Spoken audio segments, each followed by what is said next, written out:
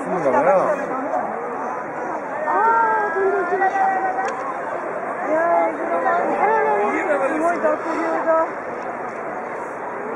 見たことないこんな景色。見たことないっちゃ。準備だね、田舎。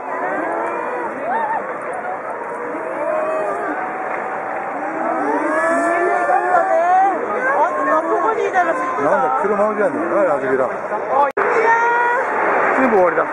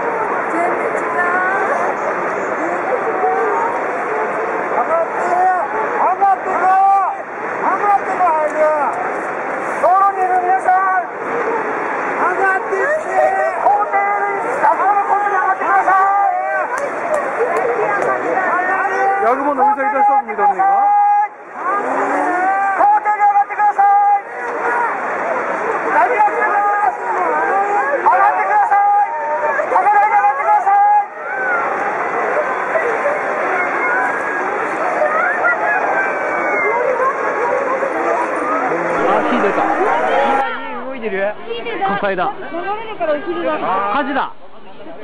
火も出ましたね。あれ、動いてたの。車に逃げて。あれ、あいつ。いや、ぐちゃぐちゃなんで曲がっていってんの。いや、曲がっていったら。車に来てんのに。あそこあれ。あそこ何トラック。あれ、あいつもだよ。あれ、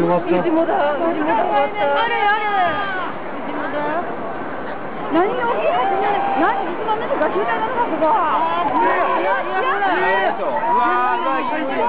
バイクが違うよ。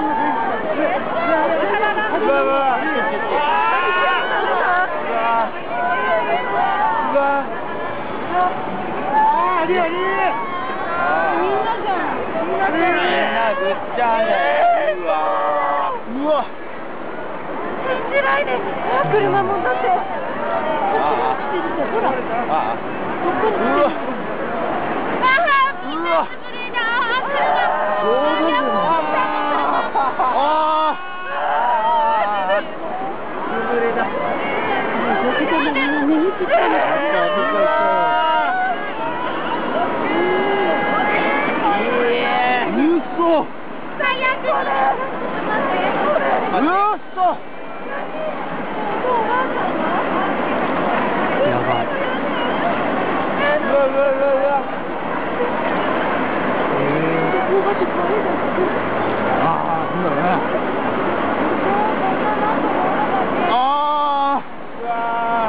ダメだこりゃ。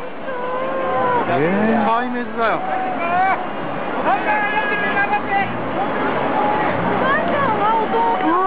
だってね、どうしておばあちゃん。うわマジでこんなすげえの。うわやべあ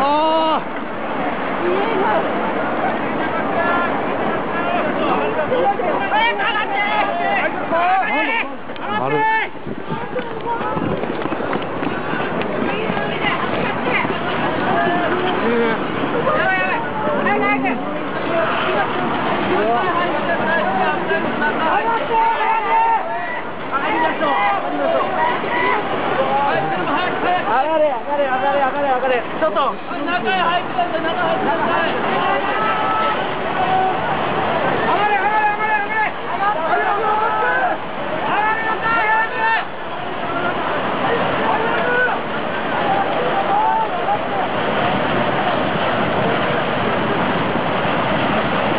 あ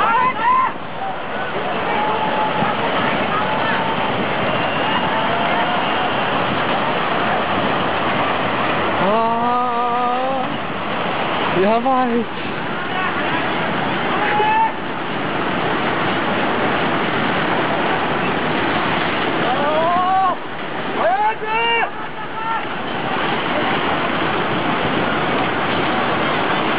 やばいやばい、あの人やばい、急いで。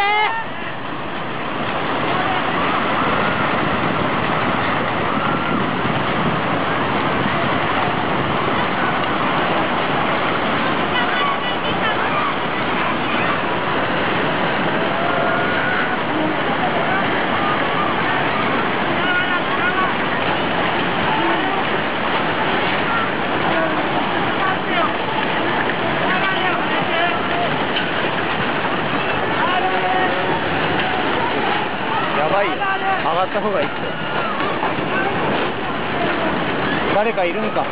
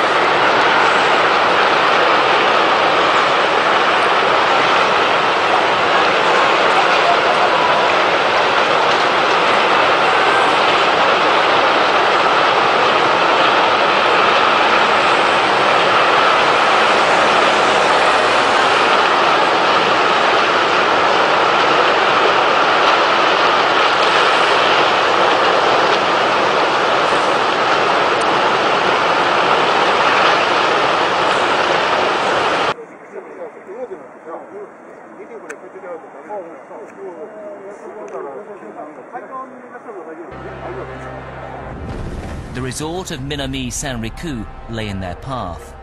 It was a town of 18,000 people, famed for its oyster fishing and ocean views. This was the satellite shot before the tsunami hit. This is how it was transformed. 95% of its buildings gone.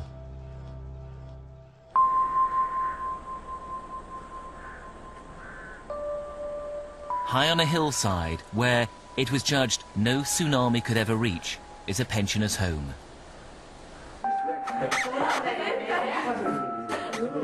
Among its debris, we found this video of some of the 68 residents who used to live here. Helping one of them is Kengo Sasaki, one of the staff. His wife, Naoko, used to work here too, next door in the day center.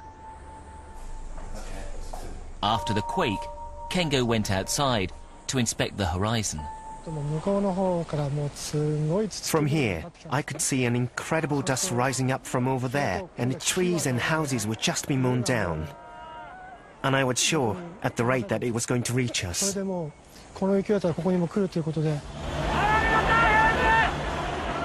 and his wife rushed back in to begin the evacuation. But with 68 immobile pensioners and just minutes to spare, where do you start? I came in here and stood shouting, "Evacuate," just yelling it out. I then took hold of the person, the gentleman in the wheelchair right in front of me, and went straight outside, right away through this park area, with the wheelchair rattling away, heading for the high school at the top. I just kept going in a straight line.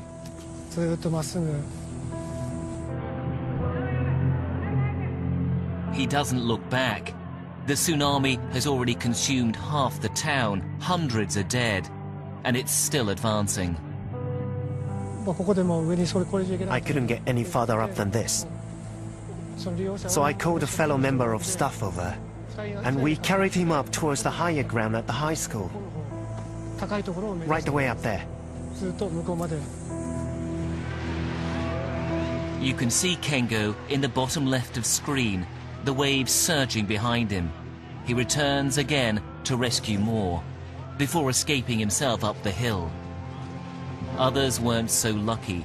The man in black raced down to rescue another wheelchair user. There's a sudden surge of water, and he's swept away.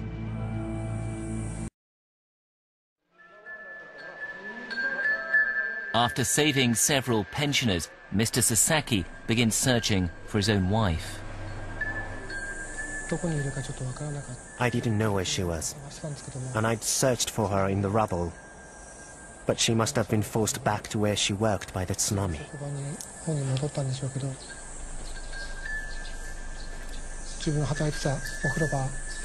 She was found trapped between the machines at the bathhouse where she worked.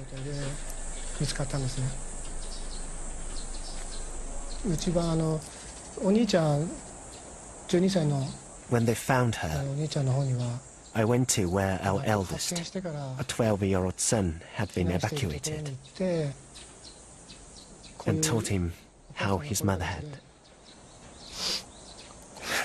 I'm sorry.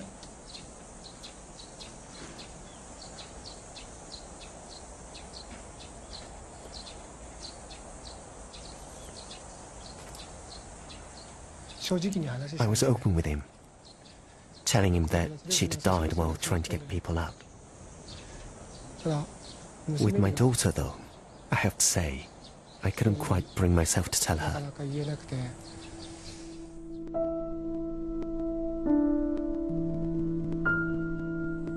When, finally, the wave receded, 48 residents were left dead. 19 survived, but even now, 6 months on, one is still missing.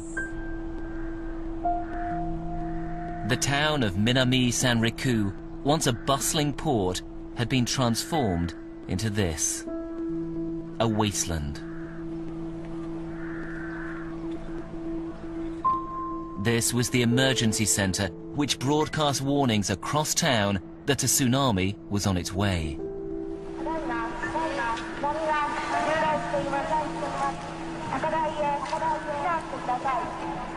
All that's left of the building now is its iron shell, but the woman's ghostly voice is still remembered by the hundreds she helped save.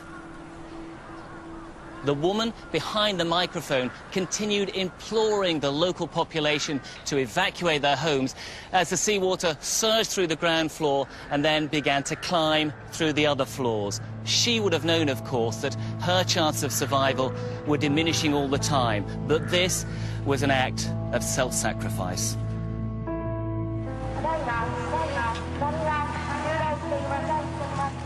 Her name was Miki Endo. She was 24 years old and recently married. Miki Endo has become a symbol of the Japanese spirit in all of this, putting her community before herself.